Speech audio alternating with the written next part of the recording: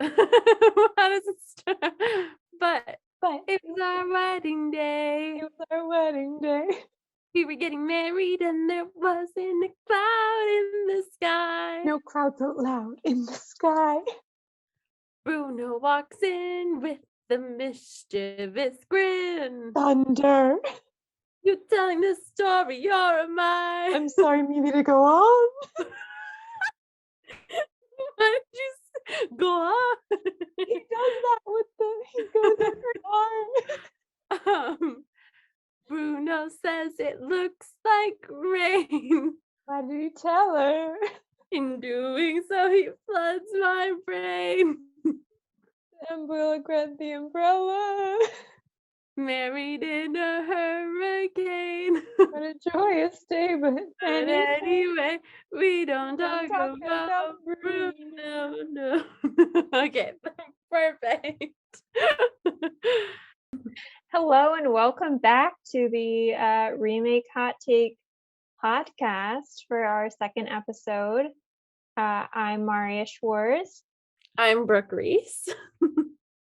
So today we are talking about the Disney movie Encanto, which Brooke talked a little bit about last week. So I'm piggybacking off of her idea. Brooke, what did you think of the movie? I watched it again for a second time last night. But the first time that I watched it, I was like, Mirabel's gift is motherfucking patience. Because well, let me preface this by saying that I'm an only child, so I can't relate. But I'm fairly sure that if everyone in my family had a gift and I was left in the nursery, they build like an entire town. Like they're out there, they're moving churches, they're moving buildings, infrastructure. Like they're doing the works.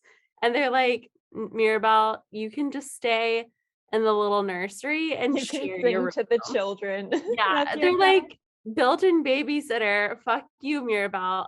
Let me just say that if I was put in that position, absolute murder would The happen. extra special gift bag. That's something. Yeah, the not special. Yeah, dead. Like I'd become an expert sharpshooter. Like I'd be taking them out one by one. I do not have the personality for that. More power to her. I will say there's like a moment in the movie where Bruno, he's like, We don't talk about it. they don't talk about him, but he's in the walls. He's like going a little bit Phantom of the Opera. Love him. He's like my favorite character. Him and Antonio, they're the only real ones in that family. But he's like living in the walls with his bubonic plague friends, and he has like a little table with his like own little like place setting in like the little wood. That's tragic. Literally, I was watching it with my roommate Megan, and I was sobbing. Like I have never sobbed before. It was like a very specific sob where I was like screeching. Wait, was this on the rewatch or on No, the first? this was first time. I Okay. thought it might happen on the rewatch. It did not. I am more mentally sound than I was a week ago. You were Believe it or prepared. not. I was prepared for what was about to happen. But literally the only other time that I have cried like that in my life was like a month ago when I forgot my childhood doll. Her name, very clever. Her name is Big Dolly O. And I forgot to bring Big Dolly-O home for Christmas. And I always have, again, only child. She has her own stocking. It's Brooke, it's Brooke, Big Dolly-O, mom, dad, and whatever pets we have. I don't know if this is an only child thing, but I abandoned her. I left her in the fucking apartment. I didn't even give her a thought in my mind until I was like 3 hours into the 5-hour journey. And I was following my roommate in her car on the way home, and I literally called her, like, to tell her. I was like, "Megan, I left Big Dalio." And she was like, "Who?" And I was like, "I left her." And she was like, "Do you need to go back?" And I was like, "Maybe, like, I might turn this car around." I didn't, but when I got home, I told my mom that I left her, and that's when I sobbed. I truly Did she still get presents or? She did. She gets chocolate. She gets all the extra chocolate, um, that, by proxy I get. But yeah, so Wait, we you steal a doll's chocolate? first I abandoned her at home by herself for Christmas, and then And then you starve her. I starved her, and then I ate all of her presents. So I was feeling some guilt there. I think it was more Scrooge much? I think there was like some other stressors happening around the time, but truly it was like a screech sob. I'll see if I can get my roommate to send me the video, because of course she took a video of me crying during Encanto. But yeah, it was a full stop. This was not like I'm like tearing up a little bit, at the beauty of it.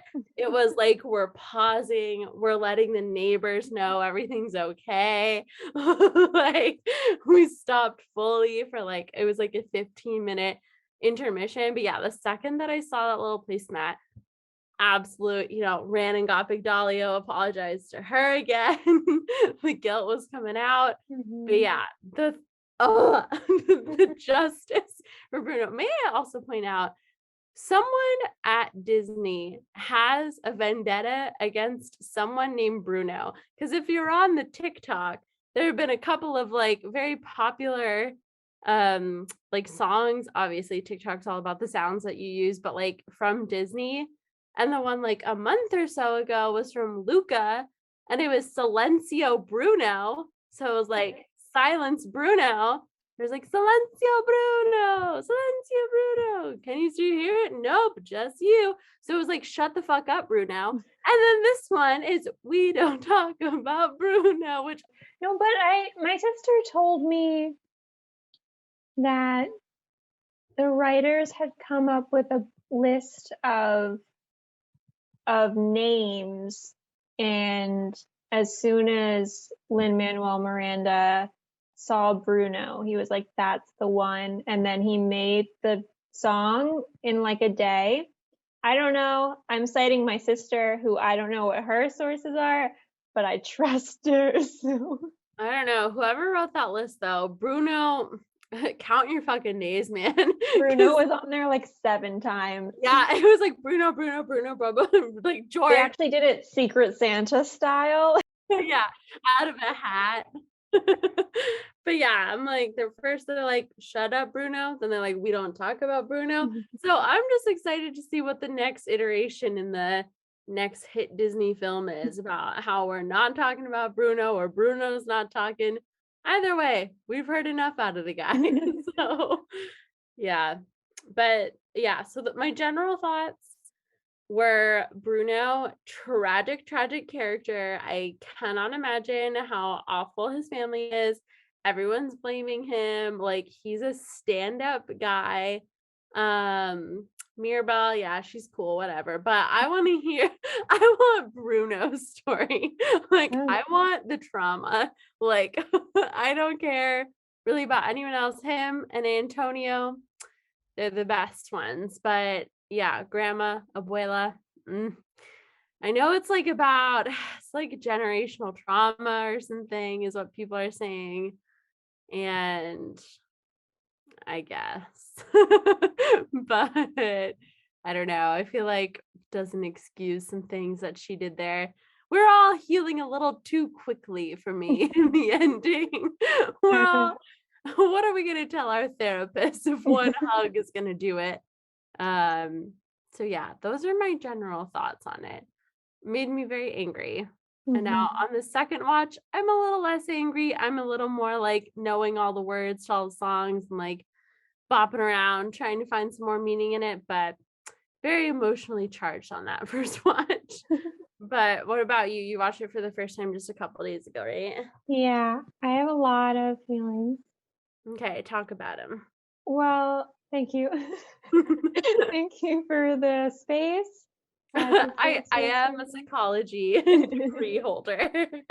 Um, so on just like general behind the scenes kind of stuff, um, I did appreciate and like maybe my Disney trivia isn't up to date, but this might be the first biracial characters that at least I've seen very prominent, which Mhm. was exciting as your mixed race girl. So that was exciting because it was like, I don't know, it's a weird experience for no one in your family to be the exact same shade. And so it was nice to see, like, especially on like Peppa and like Felix's side, like how no one really looked the same. Mhm. And so I appreciated that. Um, the other thing is that this really goes along with a theory that I have. Brooke, have you ever seen the movie Short Term 12? I have not, but I know So you're a big fan. that's my favorite movie of all time. It's by and directed by Destin Daniel Cretton, and it's like this really small movie, and it's like free everywhere, Mhm. and all of them auditioned over Skype, and they filmed it in like 2 weeks, and every single main character in that movie has achieved like high levels of success. So, main character Brie Larson, Oscar. Other main character Rami Malek, Oscar. Lakeith Stanfield, wasn't he like Atlanta? He was big, and Get Out. Caitlin Dever was just an unbelievable. Stephanie Beatriz is in Encanto. Uh, the writer just directed and wrote Shang-Chi. So Mm. there's literally one main character left, and he hasn't achieved much. Oh my I god. think, I think that's a him thing. It has to be because all of the conditions are in place for him to succeed. Wait, what's So his Mark name? Yeah, give John him a shout Gallagher out. Jr. He was in one episode of Modern Love. That's the only like recent thing I've really seen him in, but he has to blow up or else this entire theory is gone. Oh my gosh, you should make your Oscars predictions for like 2 years down the road right now, and he's gonna be He's it. gonna win Best Actor, Best He's Cinematography, gonna Director, sweep the whole thing. Makeup. It's been building up for several years Exactly, now. exactly. But on the actual movie, so I think we talked about last time that Abuela is a bitch, right? Gosh, fucking bitch. And like I get kind of where she's coming from, that she's like, we have all these powers and the community is relying on them. But like, what do they really do? Like, okay, so Peppa, I Yeah, guess she controls the weather, so that could help with like harvest or crops. something. Yeah, Yeah. but Dolores and Yeah, like Dolores, she just Abuela, hears shit like unless she's like a Paul Revere. Like that seems more of like a personal aid kind of thing. that's And what like I was thinking. Milo shapeshifting, that seems like more of a personal thing. And like Isabella, like flowers, like is that necessarily like how much is the community relying on her powers? I think they're relying on Luisa and Julieta, right? That's Yeah. the mom's name. Hmm. Like those are our two powerhouses here. the, Exactly. the rest is like, yeah, even like fortune telling for Bruno. I'm like, You can't really Abuela. change it.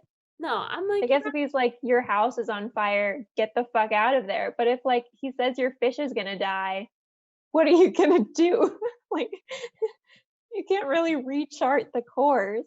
You can just make arrangements, make sure that Yeah. fish has its stuff in line, will, everything like that. But And I yeah, guess Antonio, it could be helpful if you, like, have, like, a Doctor Dolittle situation. yeah, like best vet in town, right? Yeah. But your dog is sick. Let's bring it to this, like, 10-year-old boy. Yeah. And it's like, what's wrong with the dog? Oh, he just says that you're a bitch. He just really hates living with you. That's a plot twist. A Um, dog calling a person a bitch. hey, role Right? reversal right there. Aha. Um, Um, but yeah, like the other ones, I'm like, Abuela, we gotta calm down here, cause and like, Abuela also does nothing. Like, why does she, like Mirabel, get out of the way? It's like, you also have no powers. The only power you have is holding a candle. You know? Like, I really get off your high horse, which is, your and high I donkey. yeah, let me just say, I fucking bet that grandma has her own room. I bet that she Oh, has yeah, no, her she own room. does. Yeah, and I bet that she's not living in the nursery, even though I don't see any powers there, grandma. What was her power is her husband sacrificing himself. And So I also she didn't fully get that. Like, what was he going to do? That's what I said, Marriya. Watched it last night and I was like, okay, so his game plan is we're being attacked. I'll stop them. Like he wasn't even gonna like He's just unless like, yeah, unless he knew this power of sacrifice and love was deep inside him the whole time, which I don't think he did. I think he got lucky. Unless he knew, he literally was just gonna be like, go, like, I'll buy time, but he wouldn't even have bought time. Like, he if didn't this have a was weapon yeah, if or this was like anything. an actual movie, it'd be like, grandpa dead, Abuela and the 3 kids also dead because she sat there and watched it happen. Yeah, Like, she didn't move. she didn't move. She wasn't even trying to get ahead. Like, Also, like, I saw a Reddit theory that was like, he has magic or something, and so and that got passed down to Mirabel or something. Um, I don't know. I maybe that maybe he was magical and he was like, I'm gonna stop them with the magic, and then he turned into a candle. I don't know. I don't know. But it's I don't really know what the plan was there. Also, they're running for their lives and he can't hold a fucking kid. Like, no. she's holding all 3. Yeah. She held them for long enough.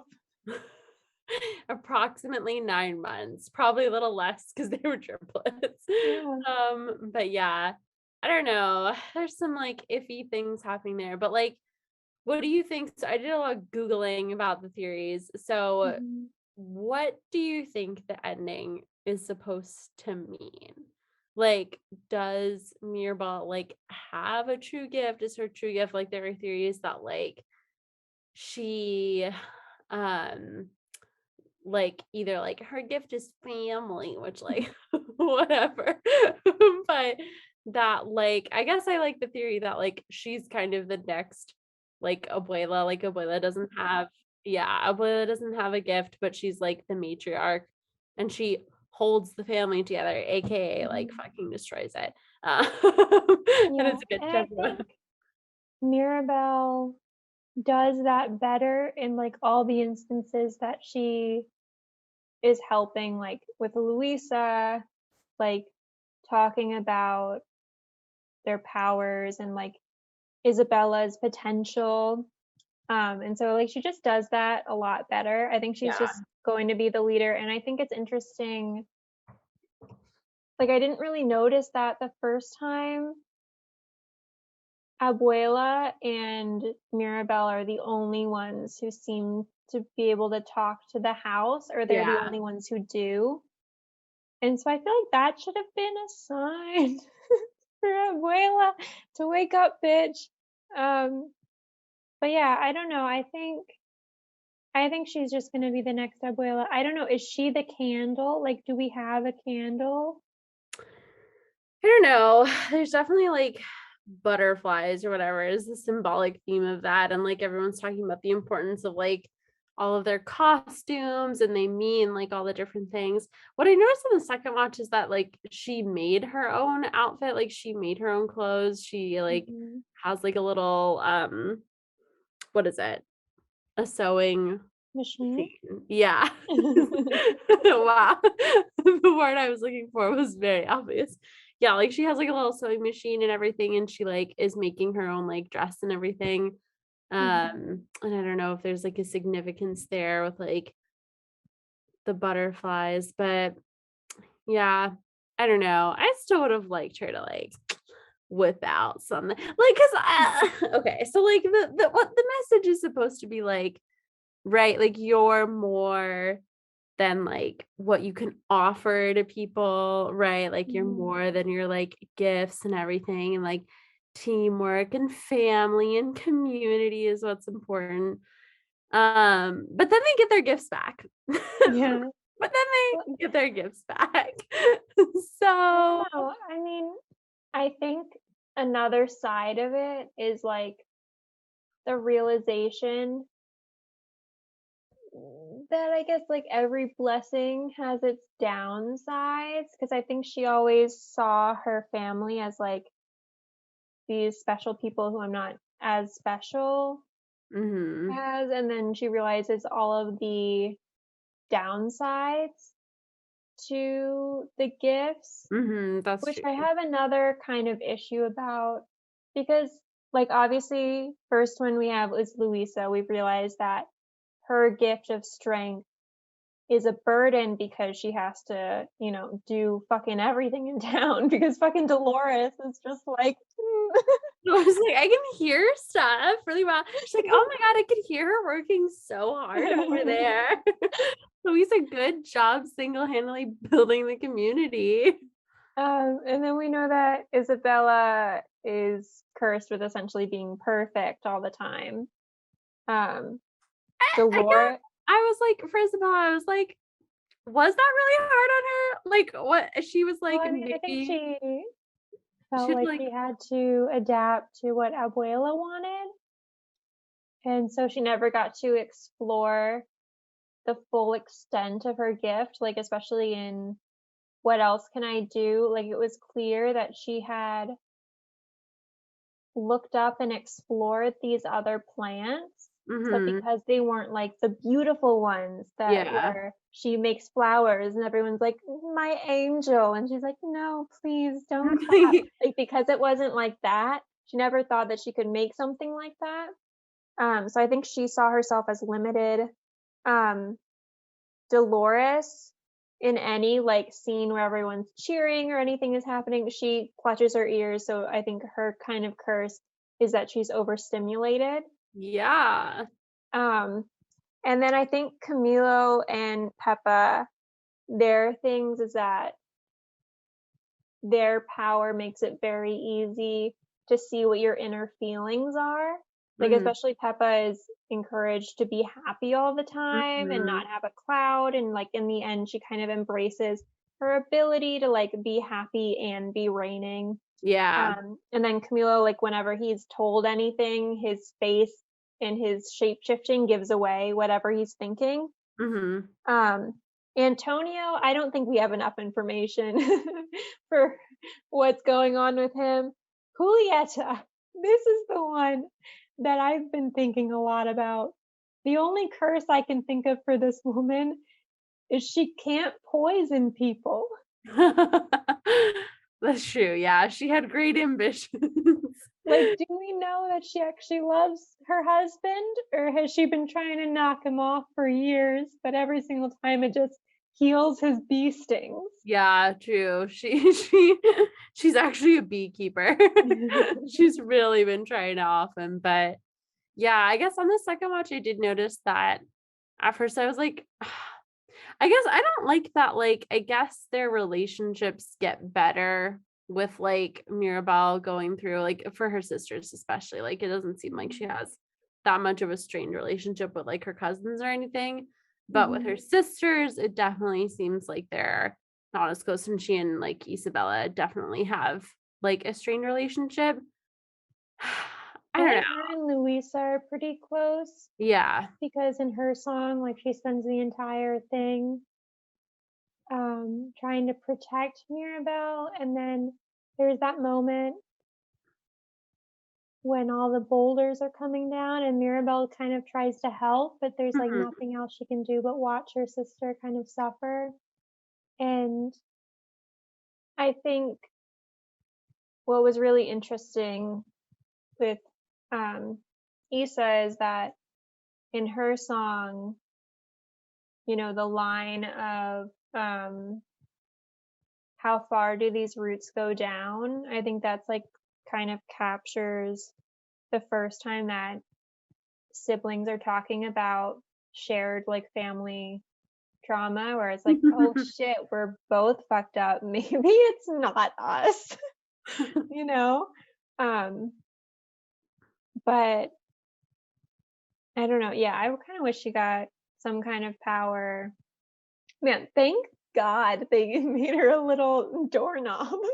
Imagine if Antonio had opened and then we're just in this non-magical house.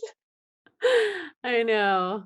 Um, but yeah, I thought her parents' relationship was actually like good. In the second rewatch, I was like, oh, her parents actually like stuck up for her like repeatedly and were like, this day may be hard. Like, know that we love you. You are important, blah, blah, blah. And Yeah, and like Julieta, when the house is falling down, her parents are the only ones shouting, "Leave it!" Like the house yeah. is falling down. Peppa's like, "Go get it, bitch!" I mean, she doesn't say anything, but she doesn't say not to. I know. That's what I'm like, okay, her parents are good. And Bruno's good, but everyone else is like questionable. Louise is fine too. She doesn't, but I think Issa is like kind of a jerk to her sister. Like Mm, she constantly is telling her that she like messes stuff up and she literally does nothing. So I don't know. mm. I would have liked to see more exploration in that relationship, but whatever. But did we want to get to the one thing that we change here? Since I went first last time, do you want to go first? Yes. So I say that we keep everything the same here. What I'm gonna propose is small, but I think radical. And I think that the magic, instead of a candle, it is a wax melter. Now, hear me out. I think this just offers a lot more stability. You know what I'm saying? A candle, Mhm. flickering flame, the house fire, like we're always worried about it going out. Candle, I'm sorry, candle, unstable. Wax Mhm. melter, stable, solid as fuck. We plug that shit into Casita. That baby's not going out ever. Is We it are, scented? it's scented. And that's the beauty of it, Marriya. I'm glad you brought that up.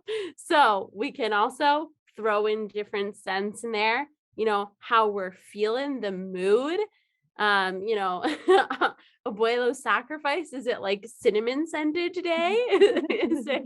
Is it vanilla cake tomorrow? Who knows? The possibilities are endless, but I think we changed that one little thing. I think abuela, she calms down a little bit. We're not as Mhm. worried because we got it plugged in. It's into like a power surge thing too, Or attached to a generator. you could do an essential oils kind of thing, and so Yeah. maybe just some relaxation, some lavender. Lavender, calm right down. Eucalyptus when they're feeling a little stuffed up. It's What? magical. And we can finally use Issa's fucking power. Yeah. She can just be making some essential oils there. It's just This gonna little be, Bath and Body Works. yeah. And it's a franchise. Like it's Mhm. great. Own your own magical wax melter. Yeah, eventually they'll move to like the plug-in wall Mhm. sense too, and then Mhm. everyone's little house. But yeah, I think Abuela calms down. No chance of a little flickering flame being blown out. No chance that like they're at a birthday party, someone blows a little too hard near the candle. No, I see why Abuela was on edge the whole time. I too would be nervous if I had a candle just burning constantly in my house somewhere. I'm terrified of house fires, setting off a fire alarm. I get it. She's on edge. So we just stick that wax melter in there, Mhm. a little wax on top, offers a little lamp, a little light. Everything's Mhm. okay. It's plugged in to a surge outlet, into a generator. No chance of that shit going out. What do we think Um, Casita would do as a fire alarm? Is it just like rolling around that little alarm clock? yeah, what? um, I don't know. Yeah, I'd like to explore, is Casita like the smart house of Mhm. of the Disney World? Does she have evil motivation and desire in there? I don't know. But yeah, that's my proposition. I think it would change a lot for the better.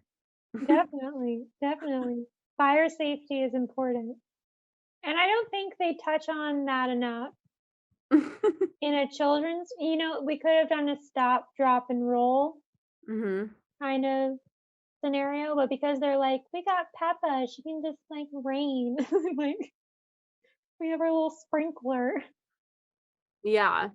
And she even, yeah, Mirabel accidentally lights Abuela's like little decoration thing that she made in front of Mhm. the door on fire.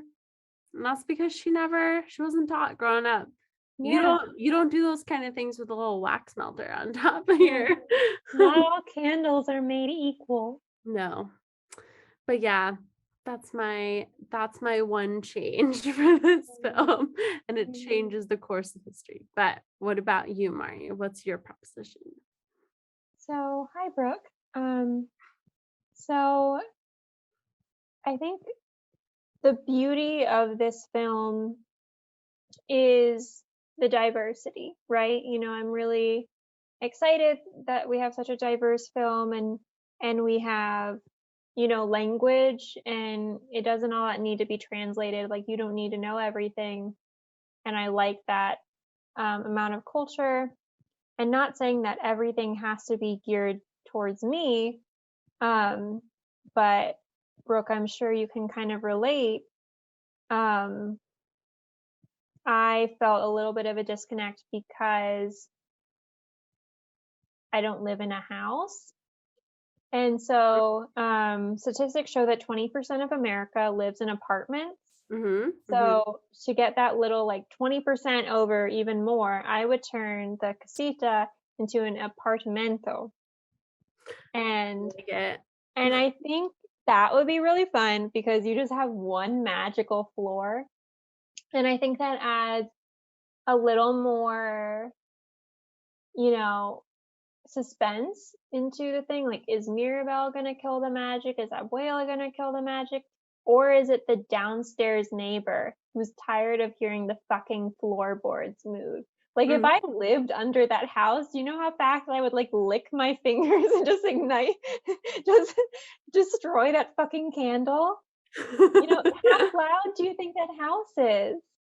With the stairs constantly changing and the Yeah. floorboards moving? Like, See, I'm a person that likes to guess what's going on with the upstairs neighbors. Like, I'm not gonna hear a noise and not like take a shot at what's happening up there. mhm. So yeah, if I'm living under them, I'm like number one, this is the most haunted building in America. Like number two, there's a serious like infestation. What? Do we think it's the grandfather's ghost? Oh. Interesting. Like his spirit just went into the house. I mean, that would make Yeah, sense, I guess. yeah.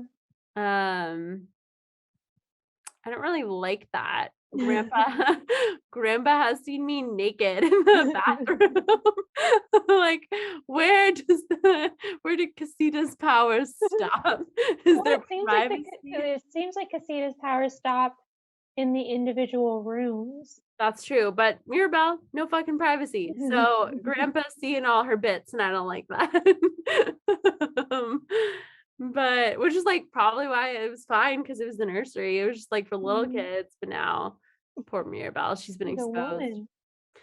She's a woman now, which is part of the reason that she shouldn't be in the fucking nursery by herself. Justice for Mirabel. But yeah, that's a great idea. Now, Thank you. what does rent cost for apartmento?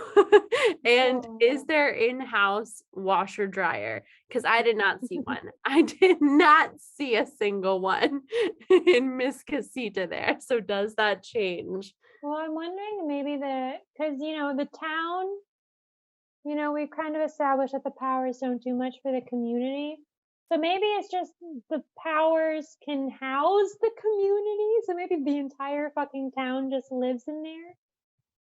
And maybe because it's magical, they don't have to pay rent. But I don't know, they probably get fucking Louisa to clean their clothes because what doesn't that bitch do? I know. She is doing literally And everything. Dolores, I can hear it's on spin cycle. She's like, it's almost done. You might want to go check on it. Yeah.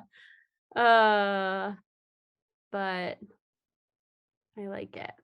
Thank you. Thank you. And if it's apartment, I don't think we can lose Bruno as easily.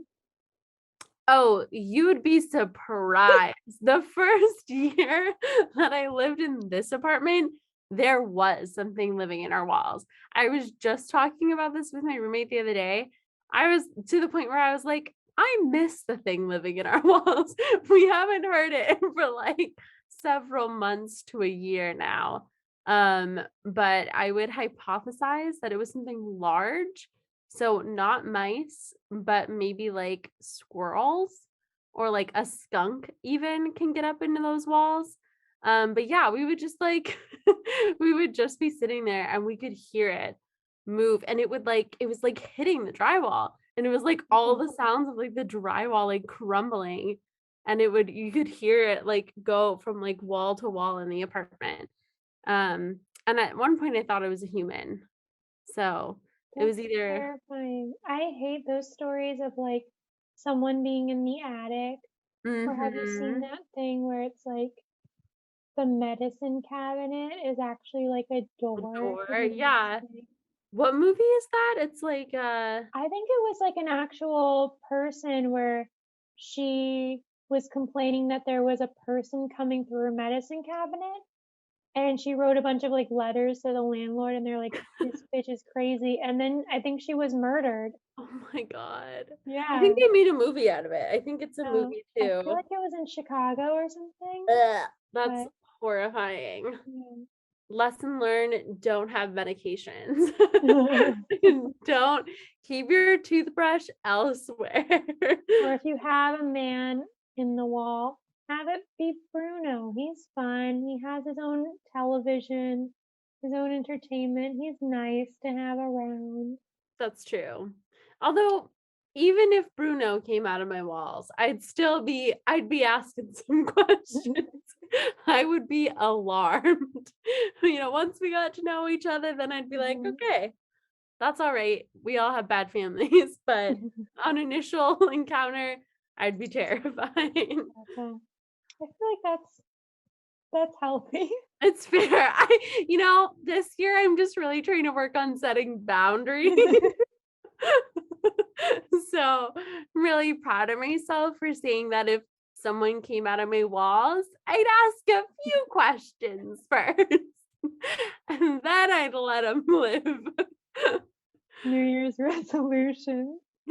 Setting healthy boundaries, including the people in my walls. But yeah. Mm, Should we talk about what else they've been watching? sure. Yeah, you go first. What have I been watching? You brought it up. I did. I thought you would go first. Um, well, I watched Encanto last night. Okay, I can Tell talk us about, more. huh? Tell us more. What's Yeah. Encanto? So my first thoughts about Encanto. You're in a loop. um, but I've been watching Criminal Minds for like a solid year now. I don't think I've ever Mhm. stuck with something as much. Um, but I've gotten to the point where I don't think I had ever seen these episodes before. I had been watching it, like years ago as it was coming out and everything, and pretty much keeping up with it, and then like fell off for a bit. So I've now reached the point where like it's all totally new. And I'm getting to the point. So Derek Morgan has left Shamar Moore. He like went to film like SWAT or whatever, like his own show. So he just left. And then Thomas Gibson, Hotch, who plays Hotch, he's being phased out in Oh my this God, you just season. said hot. He is hot, but his name is Aaron Hotchner. But he gets phased out, and he's like he's like the head of the BAU. And he's like main character from the beginning. And he gets phased out and like kind of has an abrupt end because Thomas Gibson like apparently like kicked like a writer on the show or something, or like had a little tussle, and it was like over a disagreement about like something in the script, and then like allegedly like kicked him in the in the trailer or something as he was walking by. I don't know, but he was kicked off the show for that. And I was like, dang, I follow him on Instagram. I follow his updates and like his children's updates. I don't know, but I feel like we need to reevaluate like what the situation was. I need more information. Because if it was just like a little kick, like a little, like a rocket moment, I feel like he should be allowed back. Like, I need more info. Was it assault, or was it like a hey there, like oops, you tripped? Like was it physical comedy? I don't know.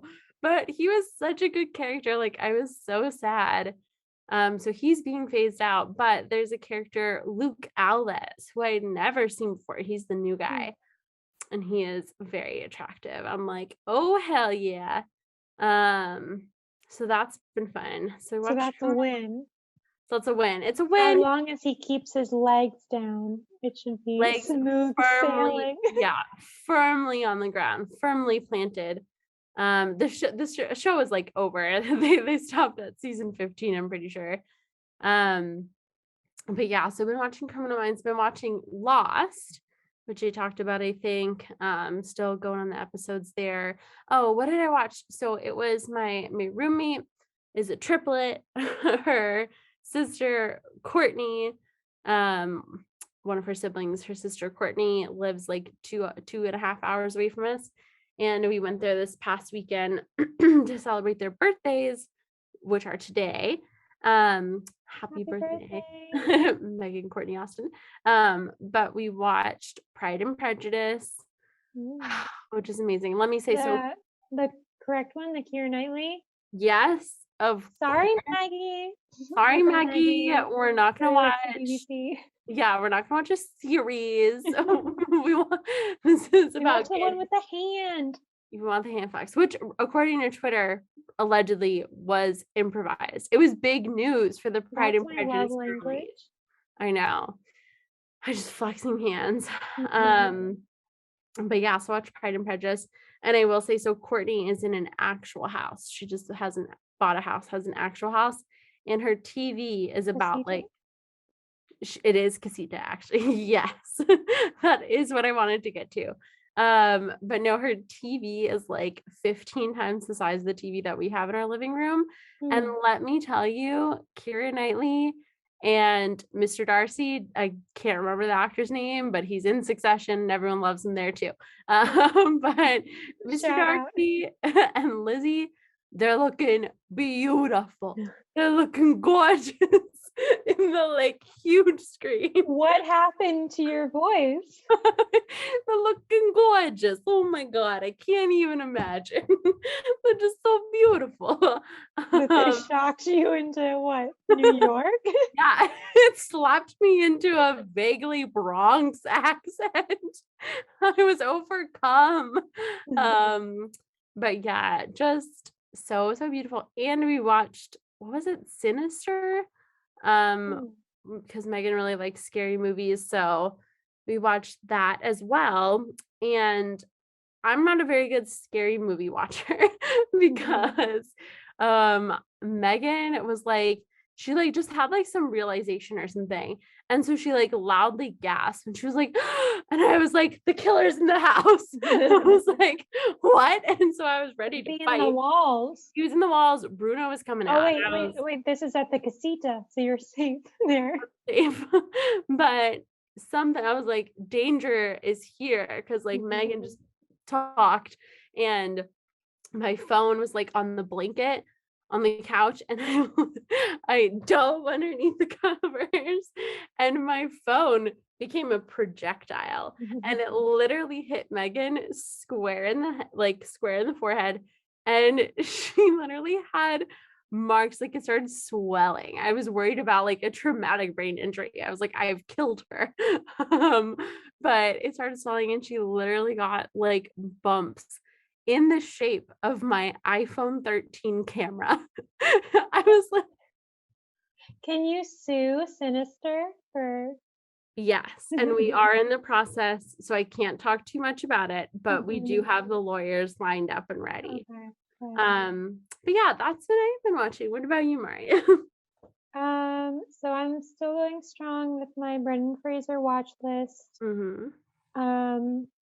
I'm kind of going back in time because I did the Mummy and the Mummy documentary.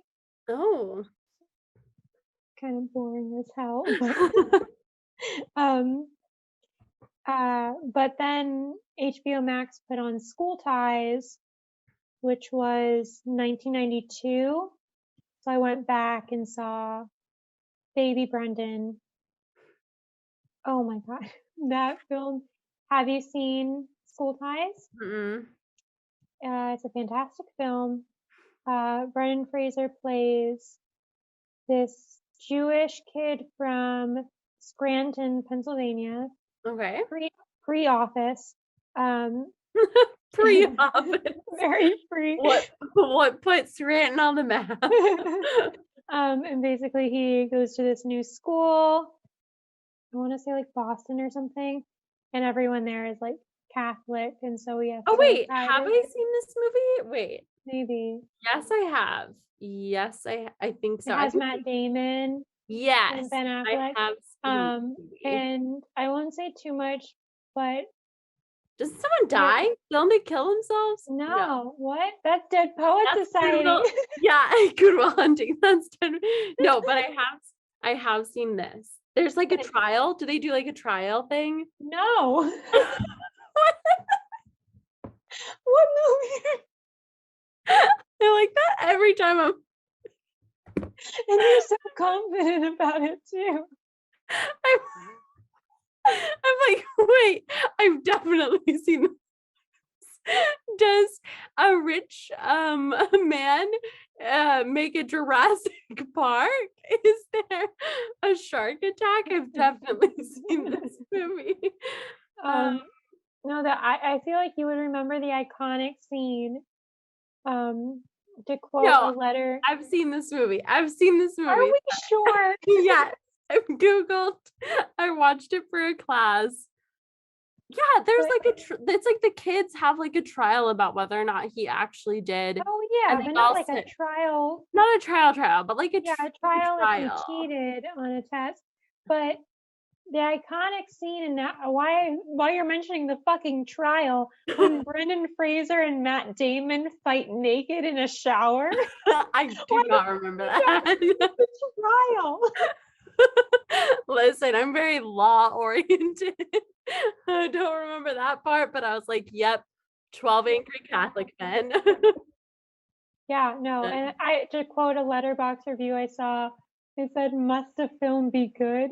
Can it just be enough that there's a naked shower fight between Matt Damon and Brendan Fraser?" I think that's what makes it good. You get to see bare ass, which is exciting. That might be Brendan Fraser's first bare ass. But not his last. With honors, I think, is 1994, and that's, I think, maybe his second bare ass, if my trivia is correct. Brendan, we'd love to have you on the show. And then I've also been watching, well, I binged all of Murderville. Have you seen Murderville? I texted you Mhm. about it, but I still haven't seen it. it's really interesting where it's like Will Arnett Mhm. plays a detective, and then you have celebrity guest stars who don't have the script. And so it's just really interesting to see them come through. Like you have Conan, Camille Nanjiani, Annie Murphy. So it's a fun time. Do they do a good job, or are, like, some Uh, definitely better than others? some are definitely better than others. Some I feel like weren't fully explained what the premise is. And so like they're not really, because I think the best ones are like when they're kind of like playing around and doing some like improv. Um, Marshawn something football player, he was actually really good because he just like played Oh. around and like kind of just acted like everything was real. While other people, it was like, this is clearly a show I'm on, and I just need to guess who was the killer at the end. And Mm. so it was very much like I need to listen to the clues oriented Mm, mhm. versus like I'm gonna have some fun. So it was interesting. I mean, it's a very like low stakes, easy to binge, especially like in the background kind of thing. Unless you want to find out, unless you like you want to guess along Mm. with them who the murderer is, then you might want to pay closer attention. But it's like, yeah, it's pretty like low stakes. And there is like an actual like full storyline, which I wasn't expecting. Mm. Um, because Will Arnett is trying to find out who killed his partner, which is his partner. His old partner is represented by a picture of Jennifer Aniston. Represented. It's kind of like a Sweet. glass menagerie, father always on the wall kind of situation. So kind of beautiful. Mhm. There's a lot of like boob farting humor, which Yeah. isn't fully my thing, but it is what it is. Teach their own. Well, Yeah, yay. yeah. But if you enjoyed our podcast, you can find us on Twitter, Instagram, Letterboxd, YouTube, Facebook, Gmail. Gmail. Yeah, actually, Remake Hot Take. Gmail is remakehottake@gmail.com. If you would like to be on our show, or if you have any suggestions for movies that you would like to see remade, um, you can follow me at marriyaschwarz on Instagram, Twitter, Letterboxd, and Brooke at Wherever you Yeah, I don't really you need. can find her. You can find her. You can find And then we me. also run the Catch Up Show on TikTok, Morton Third Productions on Instagram, Morton underscore third on Twitter. So yeah, we've been a Remake Hot Take. Thank you and good night.